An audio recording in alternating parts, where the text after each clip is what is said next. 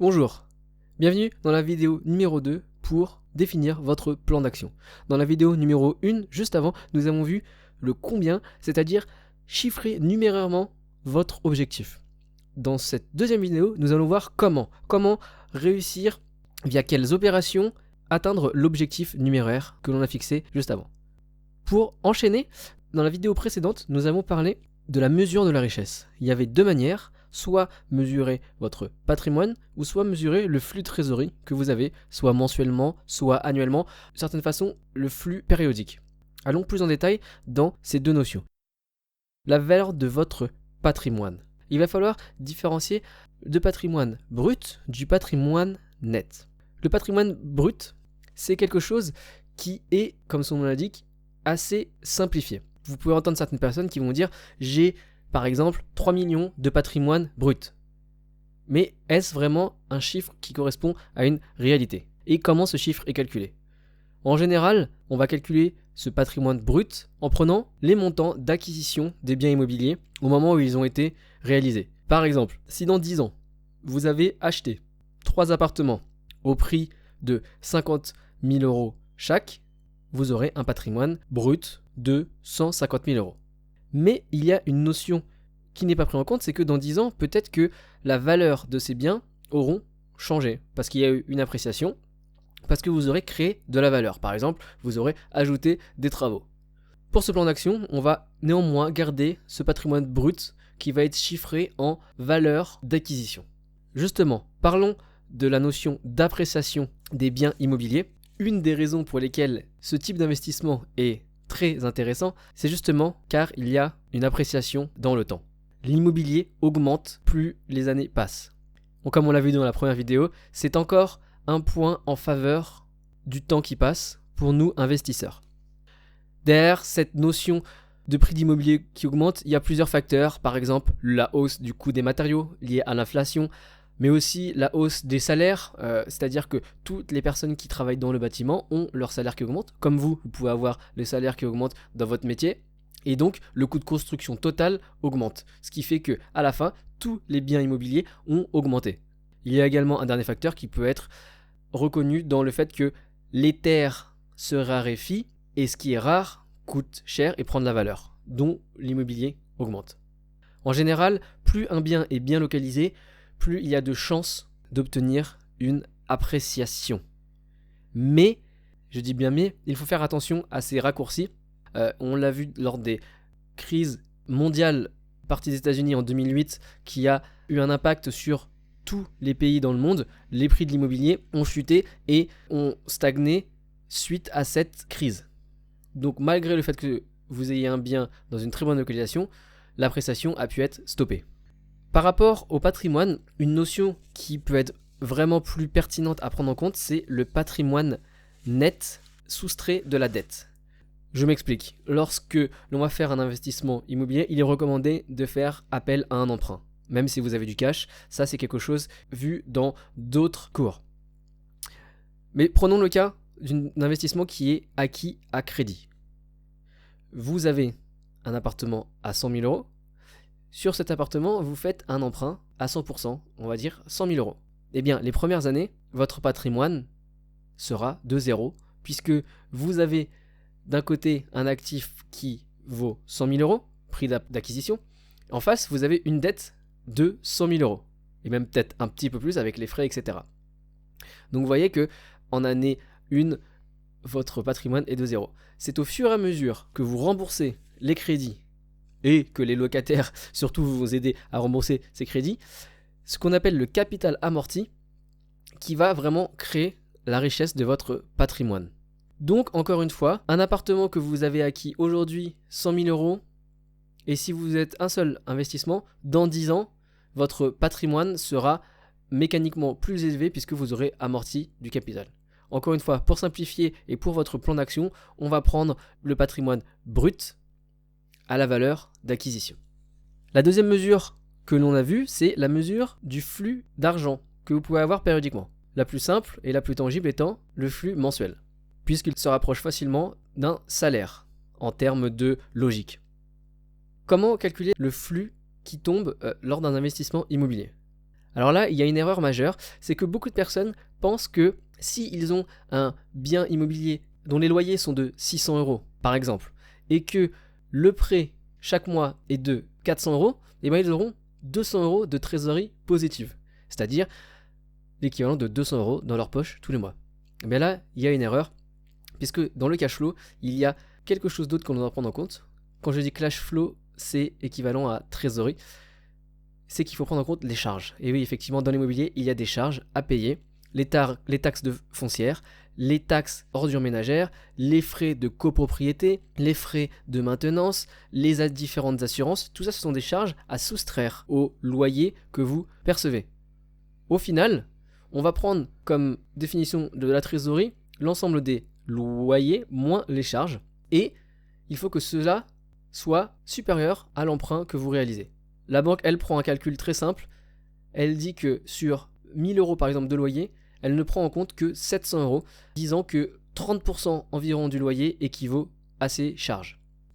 Donc l'objectif, et comme nous le verrons plus tard, c'est de réussir à avoir et de faire des investissements qui ont une trésorerie positive, ce qu'on appelle couramment un cash flow positif. Si le cash flow est positif ou égal à 0, alors on a un autofinancement. Il y a une charge supplémentaire que l'on peut prendre en compte et que certains investisseurs prennent en compte, c'est l'impôt. Mais dans ce cas du plan d'action, nous allons toujours essayer de nous mettre en comparaison avec un salaire. Lorsque vous avez un salaire net sur votre fiche de paye, à la fin de l'année, vous devez quand même payer des impôts dessus. Donc, ce n'est pas net d'impôt. On va prendre cette même notion pour l'immobilier. Toutefois, si vous souhaitez avoir la réalité des chiffres d'un investissement immobilier, il faut prendre en compte l'impôt. Alors pour bien comprendre, l'impôt est souvent calculé sur les loyers que vous percevez et non pas sur le bénéfice que vous pouvez avoir. Cela veut dire que, je reprends l'exemple de tout à l'heure, vous avez 600 euros de loyer, vous avez 400 euros d'emprunt, on va dire que les charges équivaut à 200 euros, donc vous êtes à 600 moins 200, ça fait 400, égale la mensualité d'emprunt. Vous dites que vous êtes à l'autofinancement, et pourtant, vous avez à la fin de l'année des impôts à payer sur cet investissement, ce qui fait que vous aurez probablement de l'argent à mettre de votre poche et que le bien ne sera pas en réalité totalement autofinancé. Par contre, ce qui est vraiment très bien avec l'immobilier et qui n'est pas possible avec un job et un salaire normal, c'est le fait de pouvoir déduire les impôts dans certaines conditions. Par exemple, si vous faites un investissement en meublé, avec le statut de loueur meublé non professionnel, vous pouvez facilement exonérer l'impôt sur le revenu. Pareil, si vous passez par une structure de type SCI à l'impôt sur les sociétés, ce n'est pas un impôt sur le revenu que vous payerez immédiatement, mais un impôt sur la société qui est réduit. Par contre, et là, il faut faire attention, sur les SCI, si vous sortez l'argent ensuite de cette société et que vous la ramenez dans votre compte en banque, là, il y aura en plus un impôt sur le revenu à payer. Bon, c'est une petite parenthèse, mais intéressante à connaître. Donc maintenant qu'on a fait un petit peu ce distinguo, on sait quelle est votre échéance, dans combien de temps vous devez atteindre votre objectif, et combien vous souhaitez atteindre, soit en patrimoine, soit en flux de trésorerie chaque mois.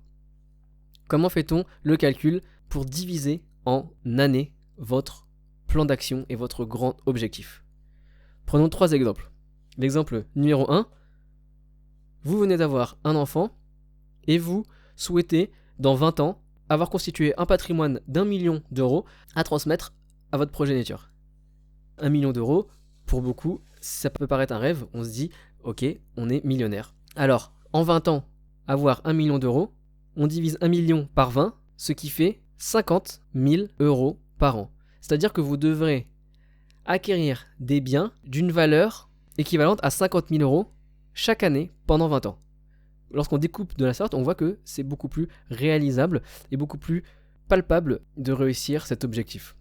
Grosso modo, 50 000 euros correspondrait à un studio dans une ville de province entre 50 et 100 000 habitants.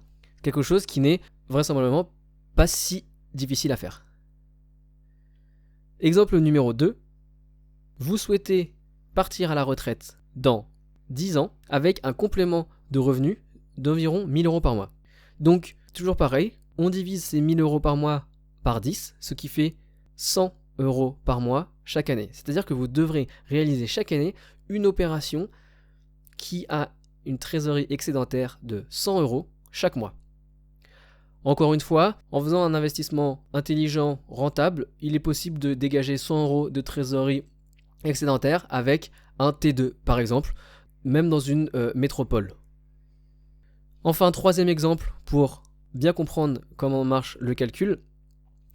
Vous souhaitez devenir rentier dans 5 ans avec des revenus de 3 000 € par mois, et bien on fait le même calcul, on divise 3 000 par 5 et on obtient le chiffre de 600 €. C'est-à-dire que chaque année, vous devrez réaliser un investissement qui dégage 600 € de trésorerie excédentaire. Alors là, on arrive à quelque chose de plus difficile, mais néanmoins, c'est possible.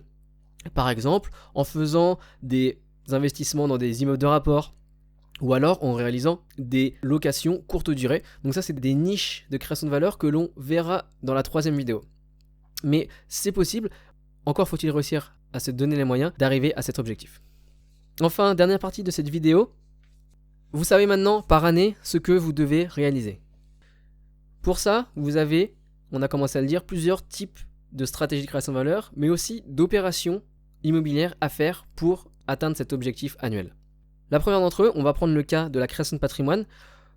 On va appeler ça des opérations d'investissement patrimonial. Le but va être d'avoir des biens à une certaine valeur et essayer au maximum d'avoir une appréciation au cours du temps. Souvent, ces types d'investissements se réalisent dans le cœur de grandes villes, dans des localisations qui vont être premium, où on l'espère que la valeur va monter. Cette stratégie est possible si vous avez déjà une somme de départ, parce que lorsqu'on va aller dans un cœur de métropole, les prix à l'achat vont être plus élevés. Deuxième type d'opération à prendre en compte, ça va être les opérations à forte rentabilité. Et ça va être surtout pour faire et créer de la trésorerie chaque mois. On va, avec ces types d'opérations, essayer de générer du cash flow maintenant. Pour réaliser ce type d'opération, il faut vraiment se mettre dans les bottes d'un entrepreneur et essayer de créer de la richesse, de créer de la valeur. Ça prendra plus de temps, ça prendra plus d'efforts, il faudra un petit peu plus de connaissances, mais c'est une stratégie qui fait vraiment sens. Et lorsque vous vous donnez à fond dans cette stratégie, vous pourrez obtenir les bénéfices assez rapidement. Comme on l'a dit tout à l'heure, en 5 ans, il est tout à fait possible de réussir à devenir rentier avec l'immobilier. Enfin, troisième type d'opération, qui est un petit peu plus rare, mais qui est aussi pertinente, surtout si vous avez l'esprit entrepreneurial, ça va être de faire des achats-reventes. Les achats-reventes, c'est simple, c'est acheter à un certain prix, en général plus bas que le prix du marché, créer de la valeur, soit en faisant les travaux, soit en découpant, et puis revendre en faisant une plus-value. Ainsi, vous allez pouvoir dégager rapidement un stock de trésorerie que vous pourrez investir immédiatement dans de nouvelles opérations, peut-être plus grosses, peut-être plus nombreuses. C'est un excellent moyen de booster, que ce soit une stratégie à forte rentabilité ou alors une stratégie même patrimoniale pour aller sur des plus gros investissements. Le petit problème avec cette stratégie-là et ce type d'opération, c'est qu'il faut avoir les reins solides parce qu'il faut bien maîtriser tous les éléments pour être sûr de ne pas perdre d'argent. Voilà, c'était la vidéo numéro 2. Dans la vidéo numéro 3, on va parler plus spécifiquement justement de ces types de biens, où est-ce qu'ils se trouvent et quelles sont les niches pour créer de la valeur qui vont vous permettre d'arriver à l'objectif. Donc tout ça, il faut le prendre en compte pour bien structurer votre plan d'action. Je vous retrouve dans la prochaine vidéo. Bonjour. Maintenant que nous avons vu dans la vidéo 1 le combien, dans la vidéo 2 le comment, dans cette troisième vidéo, nous allons voir le quoi, c'est-à-dire quel type de produit vous allez essayer d'acquérir et pour quel type de clientèle. Premièrement, on va déterminer par zone géographique, par localisation. En fait, l'immobilier, et vous le savez sans doute, est quelque chose de très local. C'est un marché, un univers